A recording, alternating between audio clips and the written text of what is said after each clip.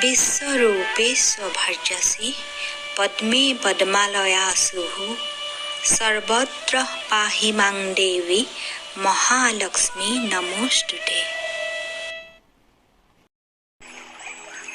শ্ৰী শ্ৰী লক্ষ্মী চৰিত্ৰ লক্ষ্মীনাৰায়ণ সংবাদ পদ। জয় জয় কৃষ্ণ কৃপাময় দেৱ হৰি মহা মহাপাপীও নিস্তৰে জাক স্মৰি। যাৰ লীলা বিভৱৰ নাহি পাৰাপাৰ হেন কৃষ্ণ পদে কৰোঁ কোটি নমস্কাৰ। গুৰুৰ চৰণে মন শিৰোগত কৰি বিপ্ৰ বৈষ্ণৱৰ পদ হৃদয়ত ধৰি। ব্যাস আৰু বাল্মীকি প্ৰভৃতি ঋষিগণ আদ্য গুৰু বন্ধু পিতৃ মাতৃৰ চৰণ। সৰস্বতী মাওক কৰিয়া নমস্কাৰ লক্ষ্মীৰ চৰিত্ৰ পদ কৰিলোঁ প্ৰচাৰ। যি ঘৰত লক্ষ্মী দেৱী সদায়ে থাকয় জীৱা দুখে লক্ষ্মী দেৱী গৃহক তেজয়। ইসব কথাক আৱে কৰিলোঁ ব্যাখ্যান লক্ষ্মী হৰি সংবাদ শুনিও সাৱধান।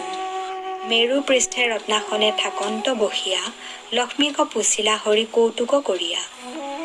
কোন কোন স্থানে তুমি আপুনি থাকাহা কোন কুলক্ষণে পুৰুষক তেজি যাহা।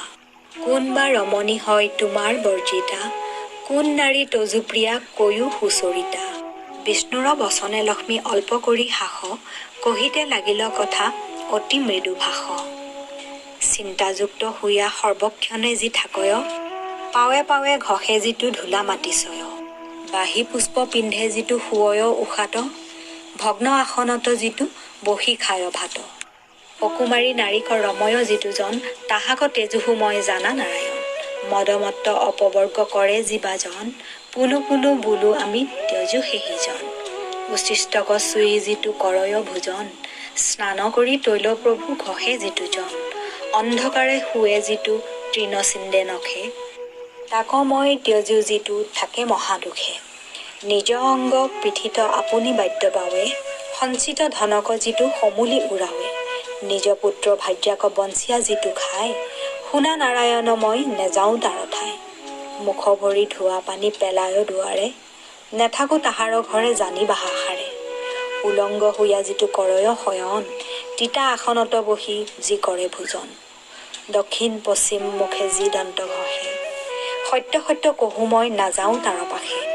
উত্তৰ পশ্চিম শিৰে যি কৰে শয়ন তাক তেজু সিটো মোৰ নোহে প্ৰিয়জন। আপুনি তুলীয়া পুষ্প পিন্ধে যিটো শিৰে সন্ধ্যাকালে প্ৰদীপ নেদেখা যাৰ ঘৰে। আপুনি চন্দন ঘঁহি যি পিন্ধে ললাতে গুৰুজন নিন্দা কৰি ফুৰে হাতে পাতে।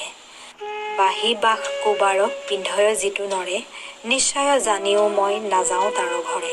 মাটিত বহিয়া যিটো কৰয় ভোজন বাঁহী মুখে থাকে যিটো নৰ অভাজন। অতিথি বিমুখ যিটো নিন্দয় কুভাষে পাপ কৰ্মত ৰত সদা বিত্ত অভিলাষে। পঞ্চম পাতকী যিটো বিশ্বাসঘাত ইসবক তেজু আমি জানিবা প্ৰত্যেক।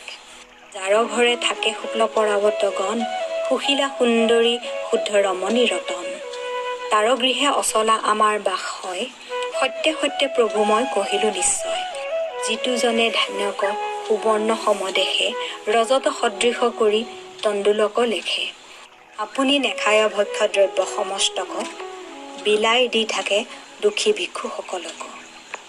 সকলোকে বোলে যিটো মধুৰ বচন সন্ত সাধু সংগে কৰে সৎ আলাপন।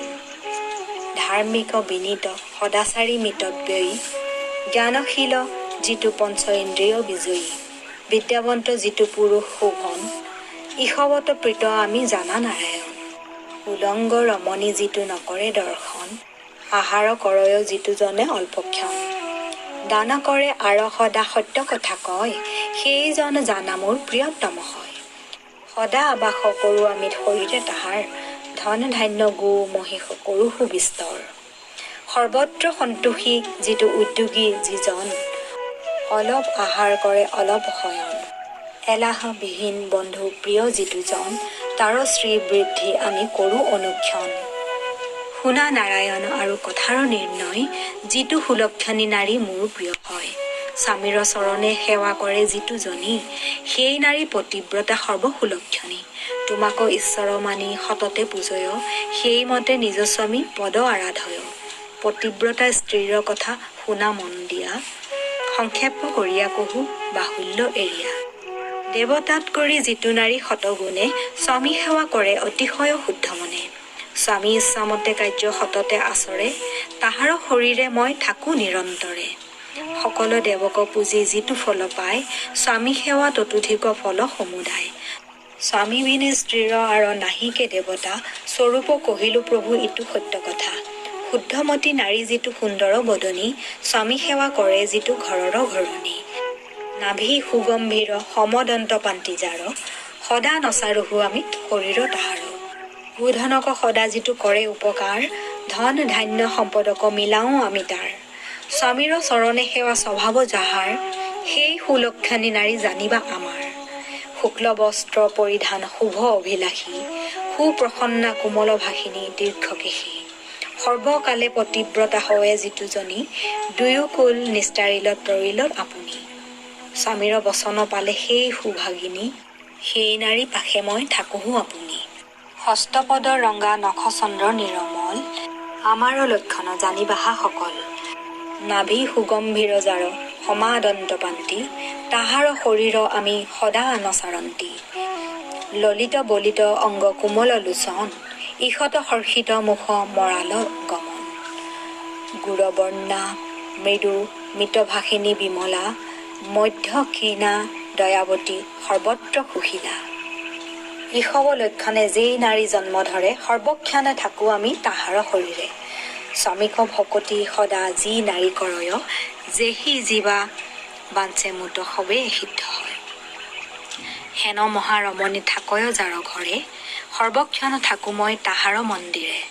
ধন পুত্ৰ সুৱে তাৰ সৰ্বত্ৰ কল্যাণ, সদা আমি সন্তুষ্ট তাৰ বিদ্যমান। ইটো সৰ্ব সুলক্ষণা নাৰী অতিৰেক, কুলক্ষণা স্ত্ৰীৰ কথা শুনিও প্ৰত্যেক।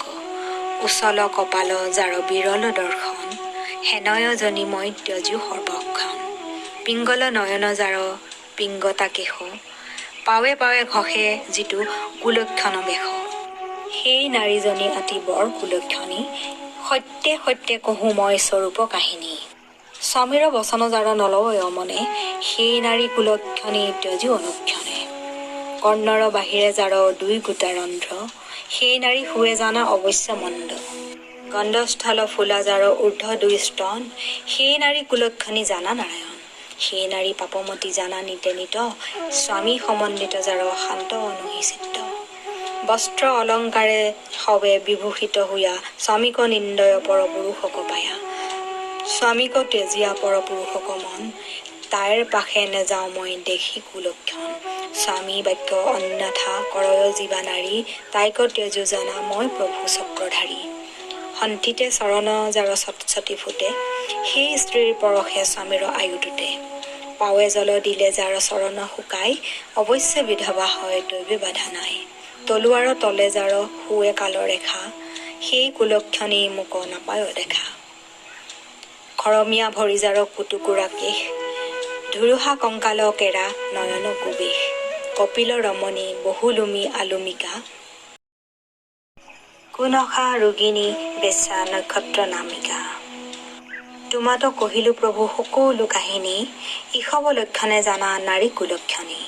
আৰু শুনা আমাৰ বসতি নাৰায়ণ, সৰুবৰে বিকশিত কমল কানন। আমলকি বৃক্ষে আৰু দিব্য পুষ্প বনে, আলস্য ৰহিত সত্য পৰায়ণ জনে। শংখ ৰত্ন শুক্ল বস্ত্ৰে আৰু গোময়ত, নৃত্য গীত বাদ্য যথা শুৱে অবিৰত। মহাসতী পতিব্ৰতা নাৰী যিটোজনী, ঈশৱত থাকো সত্য কহিলো কাহিনী। ভাঙিলো তোমাৰ মূৰ কথা সমুদায়, অপৰাধ ক্ষমি তজু পাৱে দিয়া ঠাই। তজুপদে সবে কথা কহিলো বিপৰী, বিষ্ণু বোলে আৰু কিছু কহিও সুন্দৰী। লক্ষ্মী নিগদতি প্ৰভু শুনা নাৰায়ণ, আকাশৰ তাৰা যিটো কৰয় গণন। পৃথিৱীৰ ধূলা যত পৰে গণিবাক, তেবে সেই লক্ষ্মীৰ পদ পাৰে সেবিবাক। নাপিতৰ গৃহে গৈয়া ঘোৰ কৰ্ম কৰে, আচুক মনুষ্য দেৱতাৰো শ্ৰীহৰে। আৰু এক কথা কহো শুনা জনাৰ্দন, যে সিদিনা জীৱা বস্তু নিষিদ্ধ ভোজন। প্ৰতিপদে কুষ্মাণ্ড ভোজনে ধনক্ষয়, দ্বিতীয়ত আলু কচু বৃহতি বাধ হয়।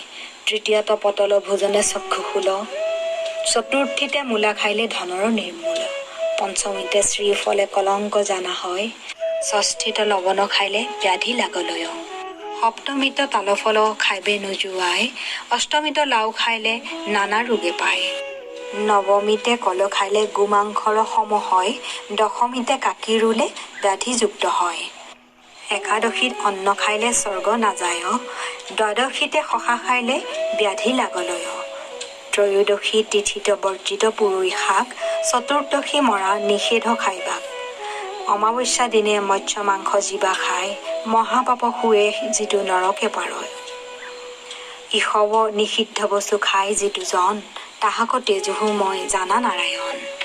শুনা প্ৰভু তোমাত যিজনে ভক্তি কৰে, বিনা দানে বিনা যজ্ঞে তুষ্ট আমি তাৰে, তোমাক পূজয় যিটো কৰিয়া সন্তোষ, তাৰ একো কালে নধৰোহো গুণ দুখ, কহিলো তোমাত প্ৰভু ইটো কথা চয়, আকৌ যিটো শ্ৰদ্ধা কৰি গাৱে বা শুনয়, তোমাৰ প্ৰসাদে তাৰ বাঢ়ে আয়ু যশ, নিতে নিতে বাঢ়ি যায়বে পৰম সন্তোষ, পুত্ৰে পৌত্ৰ ধন ধান্য অখণ্ড সম্পদ, লভিবে পৰম সুখ আহে মুক্তিপথ, শুনা নৰনাৰী ইটো কথা মনোহৰ, লক্ষ্মী হৰি সংবাদ পৰম গুজ্যতৰ, ইহাৰ শ্ৰৱণে মিলে ভুকুতি মুকুতি, ৰাম সৰস্বতী পদবন্ধে নিগদতি, লক্ষ্মীৰ চৰিত্ৰ কথা শুনা মন কৰি, বাঢ়িবে সম্পদ সুখে দুৰ্গতি নিস্তৰি, ব্ৰাহ্মণ ক্ষত্ৰিয় বৈশ্য শূদ্ৰ চাৰি জাতি, আৰু শুনি ভনি পাইবে অচলা সম্পত্তি, জীৱা যেই বাঞ্চে তাক লভিবে নিশ্চয়,